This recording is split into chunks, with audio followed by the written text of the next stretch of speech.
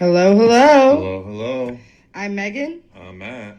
And you're listening to The Night Night Owl. Owl. So we decided to do an audio recording. I think I'll just keep this unedited, but I will put some music to it. I'm having my womanly, time of the month, and Matthew's, I guess, has a little bit of a cold here. No COVID-related issues, I hope, right? Hope not. Just a little airplane cold. He travels. Sometimes he travels a lot, and I always like to give him a hard time if he gets a cold. I'm like, you definitely were near someone that was coughing on you. But normally we do our Friday Night Live, Saturday Night Live, live stream. But I have been busy with, trying to get my music career up and going. And so I've been, going to this event, that event, and then also seeing family.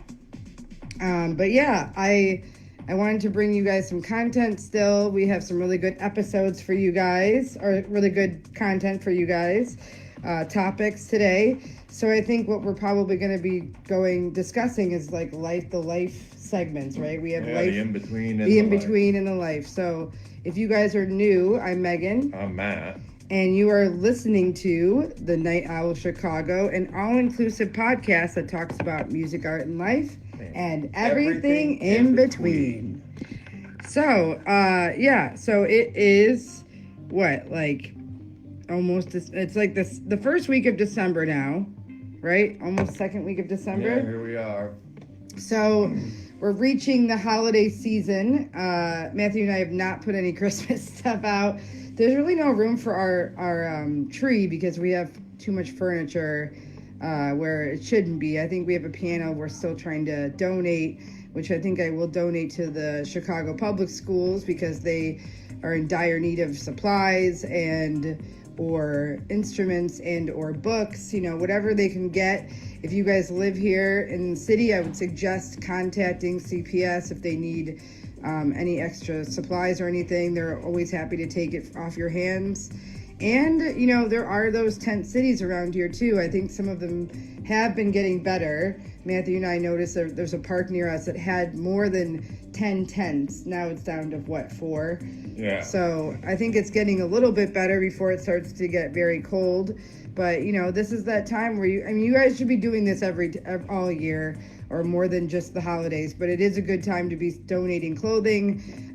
Go to the food pantries. There's one open in Rogers Park, not too far from the old post office. And yeah, I would say that if you guys can't afford to give presents to each other, just get rid of your shit, get rid of your stuff, donate it to people that actually, could put it to some good use.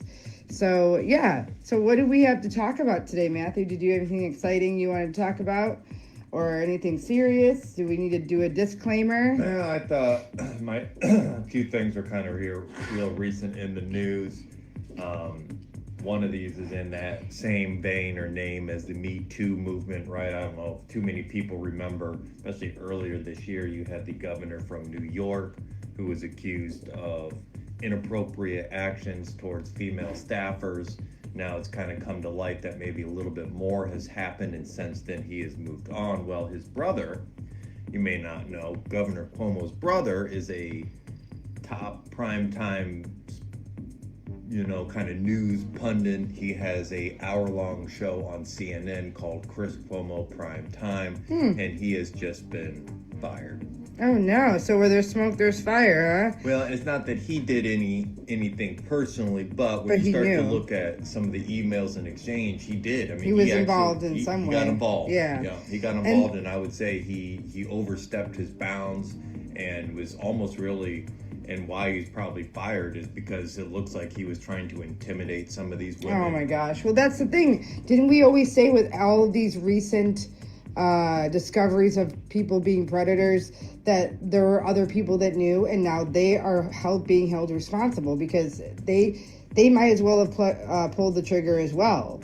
If you're trying to hide a scandal, that makes you worse than the person that the scandal's about. That's why this stuff has gone on for so long, is because something like this, it gets swept under the rug. Silence is violence, guys. Big deal, and usually, there's more than just the perpetrator here. There are people who aided and abetted, and they should be held accountable as well. And it looks like that's going to be the case here. So good job there. Yeah, I think that's really good. I think people should be held responsible. I mean, there's one thing for like keeping a secret, someone's secret, but if it means that someone's getting hurt in the process, it's not a secret anymore. You gotta turn them in. And yeah, I think a lot of people want to protect their wallet as well. They want to protect their reputation, and so they think, oh, if this guy's going down, I'm not going to make any money because I'm representing this person or I'm helping this person. And well, in this era when it seems like corporations are trying to have a conscience, or at least trying to display one, I mean, they never will, but at least when they're trying to display one here and who they want to advertise and stick with that advertisement, then they have to kind of go by that. And yeah, they had to terminate him based on that. And I thought, speaking of finding, and what did you say there about searching or turning people in? Oh, yeah. Well, And in here more recently, you just asked me, I was going to tell you. Well, you said about the kid that was from Michigan, right? They found his parents. So if you don't know, there was a horrific shooting at a high school here in Michigan earlier this week here, involving a 15-year-old kid, killing at least 4 and injuring many more of his own classmates. He looks like he's younger than 15. But That's this crazy. now looks like obviously this is not the first time we've had a school shooting, but this does appear to be maybe the first time that the parents of the shooter involved will be looking at significant prison time. There was just here, that's why I brought that up. The parents were on the run. They were on the lam after being people of interest, after they kind of determined that, they're the ones that bought this kid the gun. They may or may not have encouraged him. They definitely did not dissuade him or prevent him from doing that, as if you understand that those days' events, they showed up at school with him. He had the gun in his bag. School counselors and officials are like, you got to take him out of here. Take the kid out of here. Well, they did not take the kid out of here. They left him there. And then that's when he went on his rampage. His parents are basically terrorists. Well, that is also why... I mean, knowing you can cause harm and not giving a shit. There's been plenty of school shootings, but this is probably one of the first where the shooter is being charged with terrorism. Yeah, I mean, it's not cute, guys. It's not cute. So, $500,000 bond each for his mom and dad. You think they could afford that? Who they have now arrested in the east side of Detroit. I don't think they could afford that either. Detroit's Them not doing personally, probably not. But if people they associate with or other groups or somebody sees fitting, maybe. But this will be an interesting case, and that is where I'm at with that. So nothing. And so soon after Kyle Rittenhouse, I mean, obviously it was last year that he committed his crime, and then his trial was just a few months, just maybe barely a month ago, and he got off. Of course, now I've seen all these people like, Tucker and like all these, right wing, they're shaking money out of him. Yeah, they're shaking. It's like now he's just going to be a cash cow for all the crazy. Yeah, we'll see. I mean, really, probably his best, like what somebody told him, his best advice is move, change your name, and stay out of the public light for as They said that he long as wants to go to school. He wants to go back to school, and I don't know what he's going to study, but like he has that face that everyone will recognize whether he moves or not. I mean, he should just move to a different country, honestly. I mean, I don't know how well he's going to do if he's not near people like him. I don't know, unless he's being taken care of. I don't know. And I hope they don't make a show after him or a movie, because I know they always make movies after those people, or not really shooters, but people like, villains. I guess they like to villainize them. And I thought one more thing before we go on to yours. Yeah, go ahead. There's more, but you mentioned here going to make a show. Did you see where Netflix is going to make a show based on the grandmother that sent the text to the wrong person? Who was they that? ended up coming over, I think, for Christmas or Thanksgiving. I saw that, but I didn't read it. What was that about? I didn't read too much into it, but were they trying to invite their grandkid and they got the wrong number? They had the wrong number, or she had the wrong number. Yeah. The kid was pretty polite about it, but long story short, right now, I think it was a girl. He and his fiance go over there Oh. for holiday, and they Oh. continue to grow. This families continue to grow into this. Oh my extended gosh, family. they're like a So, blended yeah, family so it now. kind of appears, Netflix is be interesting to see what kind of series they do on that. So that's like they're gonna like document it now. I don't know if it's going to be like a documentary, if it's going to be a sitcom or what. Matthew's getting a little teary-eyed, I think. Is this gonna make you sad or happy? No. No, that's really cool that like they kind of just that went viral so quickly. I mean, that's pretty cool. I think we need more stories like that where, accidental things happen or something happens where it ends in happy endings, and they just got engaged. So I'm assuming maybe they'll go to the wedding when they get married. I mean, who knows, right? That's kind of cool. So yeah, my topic was about, you guessed it, science. If you guys know us pretty well, we like to talk about science, me in particular. I know we talk about political issues, but I wanted to bring kind of a cool topic to the table. This is by CNN. Of course, it's a good, reliable source. So it says that world's first living robots can now reproduce. So, yeah, I read that and I was like, is this a legitimate article? Yeah, it came out this week. Yeah, so I was like, okay, great. CNN, I believe them. I don't think that it's fake. So we're going to go ahead and read this and see kind of what they're talking about. It says the U.S. scientists who created the first living robots say that the life forms known as xenobots, which I think I've heard of in movies before, can now reproduce, and in a way not seen in plants and animals. Formed from the stem cells of the African clawed frog, Xenopus laevis, from which it takes its name, xenobots are less than 1 millimeter wide. The tiny blobs were first unveiled in 2020 after experiments showed that they could move, work together in groups, and self-heal. That's like what I think it's like that weird slug thing. That thing can also do that too. It's like in the ocean. It's like the depths of the ocean, and what are they called? Jellyfish can self-heal as well, and octopus. Yeah, small ones. Yeah, they can. Out there, yeah. It says now the scientists that developed them at the University of Vermont, Tufts University, and Harvard's University Weiss Institute for Biologically Inspired Engineering said they have discovered an entirely new form of biological reproduction, different from any animal or plant known to science. I was astounded by it, said Michael Levin, a professor of biology and director of the Allen Discovery Center at Tufts University, who was co-led author of the new research. Frogs have a way of reproducing that they normally use, but when you liberate the cells from the rest of the embryo and you give them a chance to figure out how to be in a new environment, not only do they figure out a new way to move, but they also figure out apparently a new way to reproduce. So didn't they say that there's also like frogs where they are still alive if you cut their heads off or something? Because I've seen video of people thinking that the frogs are dead, but the legs still move. There may be something to that. I know there's been frozen or yeah, on the ground. They can come back to life. Yeah. It says that the robot, is it a robot or an organism? Stem cells are unspecified cells that have the ability to develop in different cell types. To make xenobots, the researchers scrapped living stem cells from frog embryos and left them to incubate. There's no manipulation of genes involved. Most people think of robots as made of metals and ceramics, but it's not so much what a robot is made from, but what it does, which is an act on its own on behalf of people. So, I mean, look at freaking Transformers. They weren't robots, they were aliens, right? Yeah. So they had some living cells in them. They could die.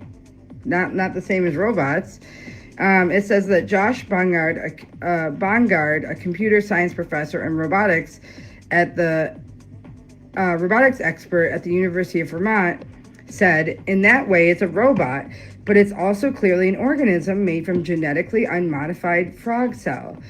Bongard said that they found that the xenobots which were initially sphere-shaped and made from 3,000 cells, could replicate, but it happened rarely and only in specific certain circumstances.